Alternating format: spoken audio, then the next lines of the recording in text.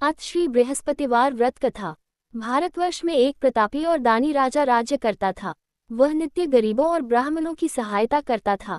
ये बात उसकी रानी को अच्छी नहीं लगती थी। वह नहीं गरीबों को दान देती, नहीं भगवान का पूजन करती थी और राजा को भी दान देने से मना किया करती थी। एक दिन राजा शिकार खेलने वन को गए हुए थे, तो रानी महल में अकेली थी। उसी समय बृहस्पतिदेव साधु वेश में राजा के महल में भिक्षा के लिए गए और भिक्षा मांगी। रानी ने भिक्षा देने से इनकार किया और कहा, हे साधु महाराज, मैं तो दान पुण्य से तंग आ गई हूँ।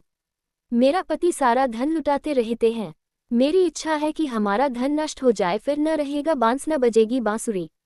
साधु ने कहा, देवी तुम तो बड़ी विचित्र हो। धन संतान तो सभी चाहते हैं, पुत्र और लक्ष्मी तो पापी के घर भी होने चाहिए।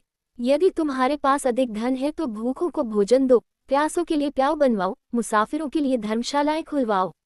जो निर्धन अपनी कुंवारी कन्याओं का विवाह नहीं कर सकते उनका विवाह करा दो। ऐसे और कई काम हैं जिनके करने से तुम्हारा यश लोक परलोक में फैलेगा। परंतु रानी पर उपदेश का कोई प्रभाव न पड़ा। वह बोली, महाराज आप मुझे कुछ न समझाएं। मैं ऐसा धन नहीं चाहती जो हर जगह बांटती फिरूं। साधु ने उत्तर दिया, यदि तुम्हारी ऐसी इच्छा है तो तथास्तु। तुम ऐसा करना कि बृहस्पतिवार को घर लीपकर पीली ती से अपना सिर धोकर स्नान करना, ती चढ़ाकर कपड़े धोना। ऐसा करने से आपका सारा धन नष्ट हो जाएगा। इतना कहकर वह साधु महाराज वहां से आलोक हो गए। साधु के अनुसार कही बातों को पूरा करते हुए रानी को केवल 3 बृहस्पतिवार ही बीते थे कि उसकी समस्त धन संपत्ति नष्ट हो गई। भोजन के लिए राजा का परिवार तरसने लगा। तब एक दिन राजा ने रानी से बोला कि हे रानी, तुम यहीं रहो, मैं दूसरे देश को जाता हूँ, क्योंकि यहाँ पर सभी लोग मुझे जानते हैं, इसलिए मैं कोई छोटा कार्य नहीं कर सकता। ऐसा कहकर राजा परदेश चला गया। वहाँ वह जंगल से लकड़ी काटकर लाता और शहर में बेचता। इस तरह वह अपना जीवन व्यतीत करने लगा। इधर राजा के परदेश जाते ही रानी और दासी दुखी रहने लगी।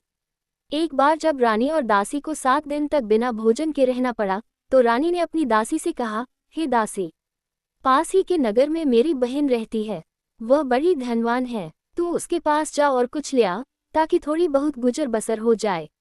दासी रानी की बहन के पास गई। उस दिन गुरुवार था और रानी की बहन उस समय बृहस्पतिवार व्रत की कथा सुन रही थी। दासी ने रानी की बहन को अपनी रानी का संदेश दिया, लेकिन रानी की बड़ी बहन ने कोई उत्तर नहीं दिया। जब दासी को रानी की बहन से कोई उत्तर नहीं मिला तो वह बहुत दुखी हुई और उसे क्रोध भी आया। दासी ने वापस आकर रानी को सारी बात बता दी। सुनकर रानी ने अपने भाग्य को कोसा। उधर रानी की बहन ने सोचा कि मेरी बहन की दासी आई थी, परंतु मैं उससे नहीं बोली, इससे वह बहुत दुखी हुई होगी। कथा सुनकर और पूजन समाप्त करके वह अपनी बहन के घर आए और कहने लगी, हे बहन, मैं बृहस्पतिवार का व्रत कर रही थी। तुम्हारी दासी मेरे घर आई थी, परंतु जब तक कथा होती है तब तक न तो उठते हैं और न ही बोलते हैं, इसलिए मैं नहीं बोली। कहो दासी क्यों गई थी? रानी बोली, बहन तुमसे क्या छिपाऊं, हमारे घर में खाने तक को अनाज नहीं था। ऐसा कहते कहते रानी की आंखें भर आई।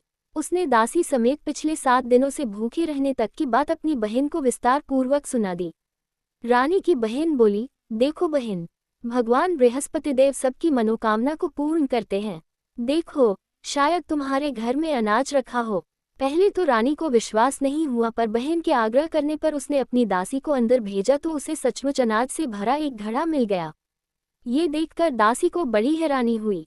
दासी रानी से कहने लगी, हे रानी, जब हमको भोजन नहीं मिलता तो हम व्रत ही तो करते हैं, इसलिए क्यों न इनसे व्रत और कथा की विधि पूछी जाए, ताकि हम भी व्रत कर सकें।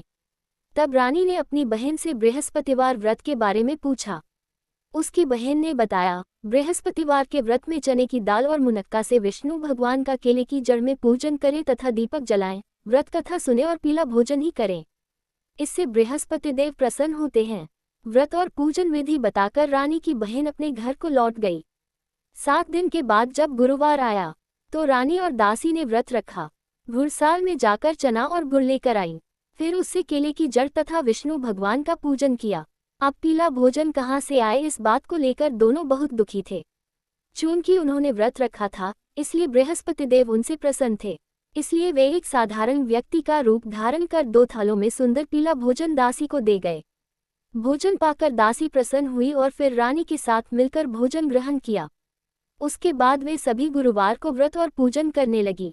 बृहस्पति भगवान की कृपा से उनके पास फिर से धन संपत्ति आ गई, परंतु रानी फिर से पहले की तरह आलस्य करने लगी। तब दासी बोली, देखो रानी, तुम पहले भी इस प्रकार आलस्य करती थी, तुम्हें धन रखने में कष्ट होता था, इस कारण सभी धन नष्ट हो गया, और अब जब भगवान बृहस्पति की कृपा से धन मिला है तो तुम्हें फिर से आलस्य होता है। रानी को समझाते हुए दासी कहती है कि बड़ी मुसीबतों के बाद हमने ये धन पाया है, इसलिए हमें दान पुण्य करना चाहिए, भूखे मनुष्यों को भोजन कराना चाहिए और धन को शुभ कार्यों में खर्च करना चाहिए, जिससे तुम्हारे कुल का यश बढ़ेगा, स्वर्ग की प्राप्ति होगी और पितृ प्रसन्न होंगे। दासी की बात मानकर रानी अपना धन शुभ कार्यों में खर्च करने लगी, जिससे पूरे नगर में उसका यश फैलने लगा। बृहस्पतिवार व्रत कथा के बाद श्रद्धा के साथ आरती की जानी चाहिए। इसके बाद प्रसाद बांटकर उसे ग्रहण करना चाहिए। एक दिन राजा दुखी होकर जंगल में एक पेड़ के नीचे आसन जमाकर बैठ गया। वह अपनी दशा को याद करके व्याकुल होने लगा। बृहस्पतिवार का दिन था। एकाएक उसने देखा कि निर्जन वन में एक साधु प्रकट हुए। वह साधु वेश में स्वयं बृहस्पति देवता थे। लकड़हारे के सामने आकर बोले, हे लकड़हारे, इस सुनसान जंगल में तू चिंता मग्न क्यों बैठा है? लकड़हारे ने दोनों हाथ जोड़कर प्रणाम किया और उत्तर दिया, महात्मा जी, आप सब कुछ जानते हैं, मैं क्या कहूँ? ये कहकर रोने लगा और साधु को अपनी आत्मकथा सुनाई। महात्मा जी ने कहा, तुम्हारी स्त्री ने बृहस्पति के दिन बृहस्पति भगवान का निरादर किया है, जिसके कारण रुष्ट होकर उन्होंने तुम्हारी ये दशा कर दी। अब तुम चिंता को दूर करके मेरे कहने पर चलो तो तुम्हारे सब कष्ट दूर हो जाएंगे और भगवान पहले से भी अधिक संपत्ति देंगे।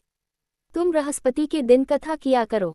2 पैसे के चने मुनक्का लाकर उसका प्रसाद बनाओ और शुद्ध जल से लोटे में शक्कर मिलाकर अमृत तैयार करो। कथा के पश्चात अपने सारे परिवार और सुनने वाले प्रेमियों में अमृत व प्रसाद बांटकर आप भी ग्रहण करो। ऐसा करने से भगवान तुम्हारी सब मनोकामनाएं पूरी करेंगे। साधु के ऐसे वचन सुनकर लकड़हारा बोला, हे प्रभु, मुझे लकड़ी बेचकर इतना पैसा नहीं मिलता जिससे भोजन के उपरांत कुछ बचा सकूं। मैंने रात्रि में अपनी स्त्री को व्याकुल देखा है। मेरे पास कुछ भी नहीं जिससे मैं उसकी खबर